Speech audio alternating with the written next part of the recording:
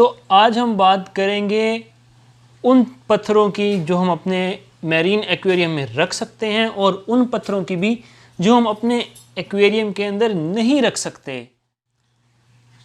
अस्सलामुअलैकुम दोस्तों, मैं हूं नादिम मियां और मेरा ये चैनल मैरीन टीवी ख़ास तौर पर मैरीन एक्वेरियम्स के बारे में वीडियोस लेकर आता है।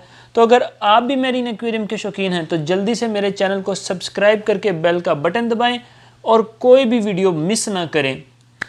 तो दोस्तों, आज की वीडियो में मैं आपको बताने जा रहा हूं कि लाइव रॉक और डेड रॉक में फ़र्क क्या होता है, और इसके साथ साथ मैं आपको ये भी बताऊंगा कि कौन से रॉक्स आप मैरीन एक्वेरियम में डाल सकते हैं और कौन से रॉक्स आप मैरीन एक्वेरियम में नहीं डाल सकते, और ये भी कि क्या ये लाइव रॉक मैरीन एक्वेरियम के लिए ज़रूरी हैं या नहीं।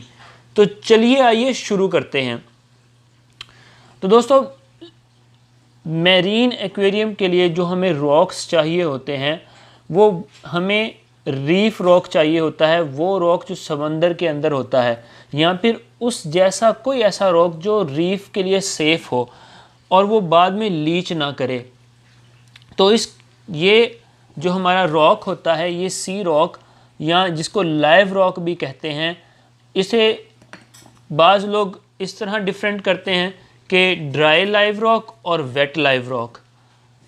मैं इसे डेड रॉक कहता हूँ। जो ड्राई होता है मैं उसे डेड रॉक के नाम से बोलता हूँ, और वो रॉक जो मैरीन एक्वेरियम के अंदर साइकिल हुआ होता है उसे हम लाइव रॉक कहते हैं। अब ये बात, इसको हम मैरीन एक्वेरियम में क्यों यूज़ करते हैं?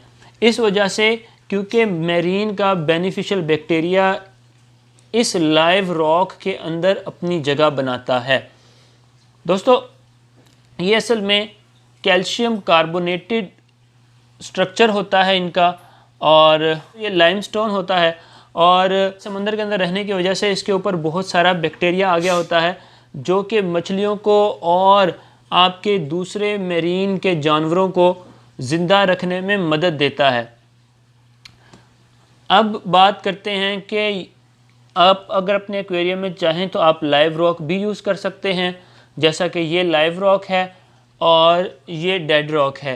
दोस्तों, इसका पता कैसे चलेगा कि कौन सा लाइव रॉक है और कौन सा डेड रॉक है? मिसाल के तौर पे दोस्तों, ये एक रॉक का टुकड़ा है। अब इसके ऊपर आपको कोई ख़ास एल्गी वगैरह नज़र नहीं आ रही, लेकिन ये लाइव रॉक है।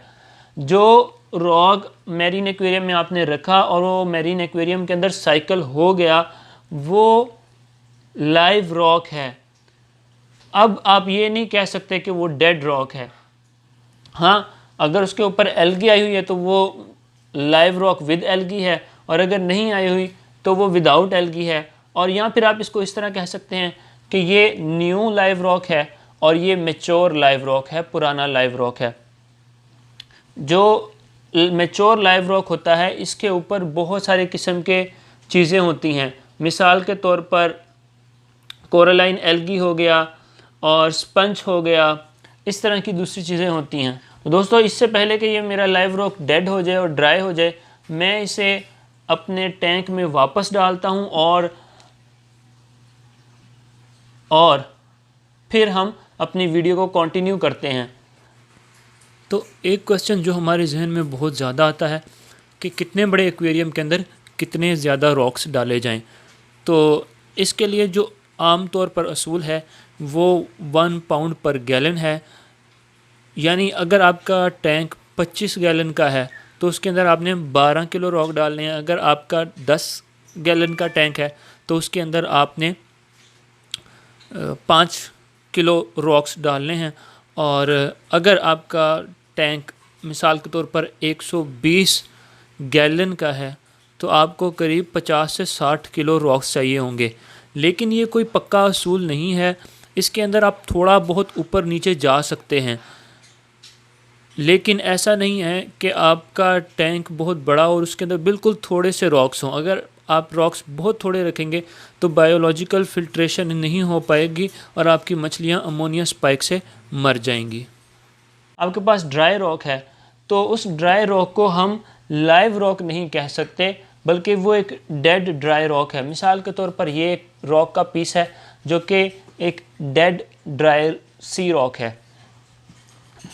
अब बात करते हैं उन रॉक्स की जो हम अपने मैरीन एक्वेरियम्स में नहीं डाल सकते। दोस्तों, जैसे कि फ्रेश वाटर के जो रिवर वाले जो गोल गोल से पत्थर होते हैं, या वो पत्थर जो हम सिकलेट टैंक में डालते हैं, वो इसी तरह लावा रॉक और ड्रिफ्ट वुड, ये ऐसी चीज़ें हैं जो हम अपने मैरीन एक्वेरियम के अंदर नहीं यूज़ कर सकते। इनको ना यूज़ करने की वजह अलग अलग हैं, उनके बारे में हम डिटेल में फिर कभी बात करेंगे। यहाँ बात करते हैं कि हमें अपना एक्वेरियम लाइव रॉक से शुरू करना चाहिए या डेड रॉक से शुरू करना चाहिए। तो अगर आप मेरी पर्सनल ओपिनियन सुनते हैं तो मैंने हमेशा अपना टैंक डेड रॉक से शुरू किया है, मैं लाइव रॉक यूज़ नहीं करता।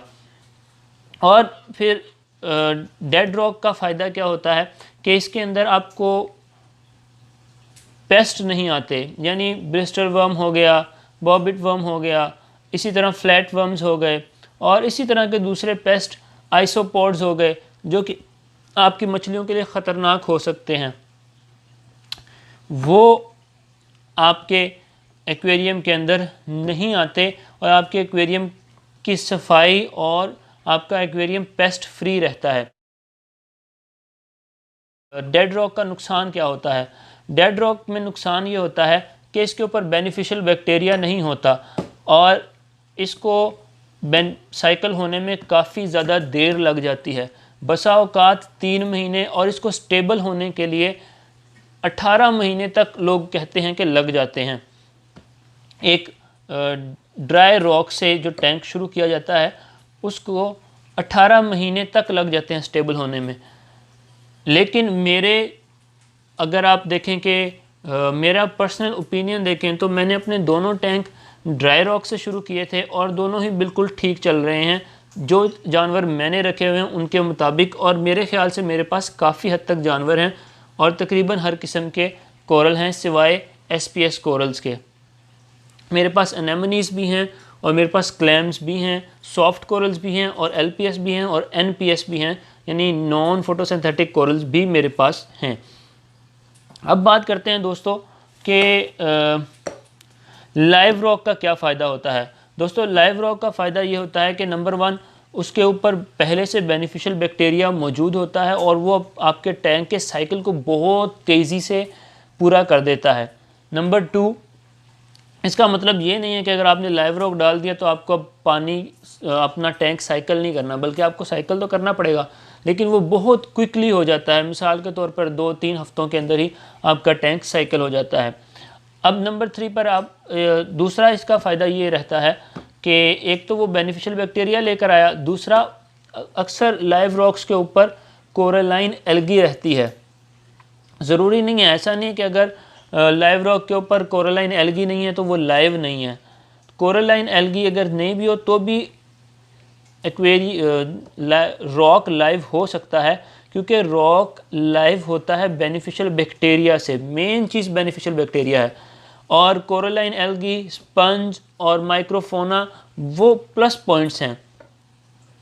तो उसका तीसरा फ़ायदा ये होता है कि उसके अंदर कोपोपोड्स वगैरह आते हैं, उसके अंदर ऐसी चीज़ें आती हैं जो आपके एक्वेरियम के लिए अच्छी होती हैं।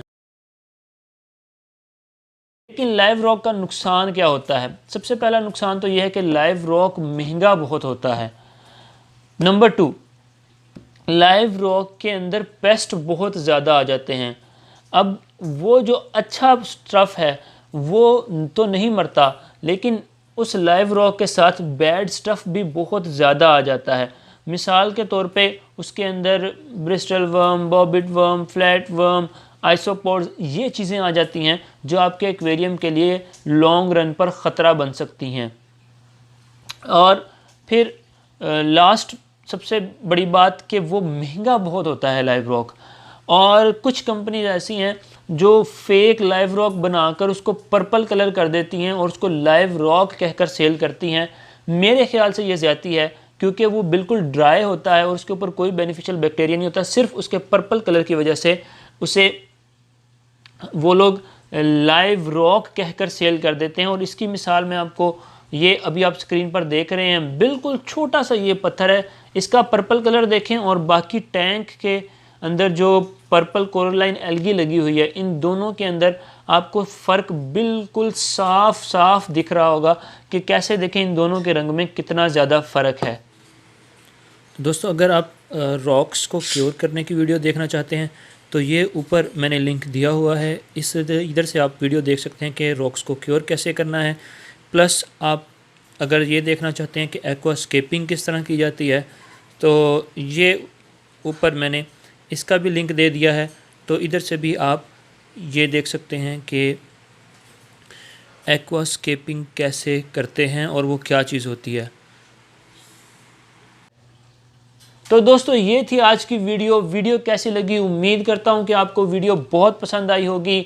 अगर पसंद आई है तो प्लीज़ लाइक कीजिए, मेरे चैनल को सब्सक्राइब करके बेल का बटन दबाइए। अगली वीडियो का इंतज़ार कीजिए। इसी के साथ नादी मियाँ को दीजिए इजाज़त। खुदा हाफिज़।